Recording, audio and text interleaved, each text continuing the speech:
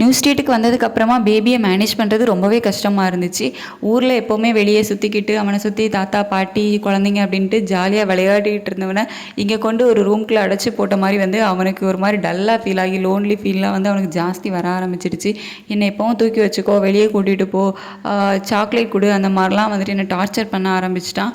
நான் வந்துட்டு சரி ஓகே ஓகேன்னு சொல்லிட்டு கொஞ்சம் அவனுக்கு ஏற்ற மாதிரியே வந்து போயிட்டு இருந்தேன். பட் எனக்குமே ரொம்ப கஷ்டமாக இருந்துச்சு. ஏன்னா ஊரில் எல்லாருமே வந்து தனித்தனியாக வந்து அவனை பார்த்துப்பாங்க. பட் இங்கே நான் மட்டுமே அவனை பார்த்துக்கிற மாதிரி இருந்துச்சு. ஒரு கோயிலுக்கும் கூட்டிகிட்டு போனேன் பக்கத்தில். பட் அங்கே வந்துட்டு போயிருக்க நேரம் கொஞ்சம் ஜாலியாக விளையாடுவார். பட் வீட்டுக்கு வந்ததை மறுபடியும் வந்து கிராங்கி ஆக ஆரம்பிச்சிடுவார். அவருக்கு லாங்குவேஜ் ப்ராப்ளம் வேறு. யாருக்கிட்டேயும் போயிட்டு அவனால் பேசவும் முடியாது. குழந்தைங்களும் யாரும் இவன் கூட மிங்கிள் ஆகவும் இல்லை. அவனை அழ வைக்கிறது வந்து எனக்கு பிடிக்காது. ஸோ சலூன் கூட்டிகிட்டு போனால் அழுவான் அப்படின்னு சொல்லிட்டு வீட்டிலேயே நான் வந்து ஹேர் கட்லாம் வந்து பண்ணி விட்டுட்டேன். இந்த டைமில் தான் என்னோடய பர்த்டே, எங்களோட வெட்டிங் ஆனிவர்சரி எல்லாமே வந்துச்சு. பர்த்டே வந்து செலிப்ரேட் பண்ணல, வெட்டிங் ஆனிவர்சரிக்கு மட்டும் ஒரு கேக் கட் பண்ணோம்.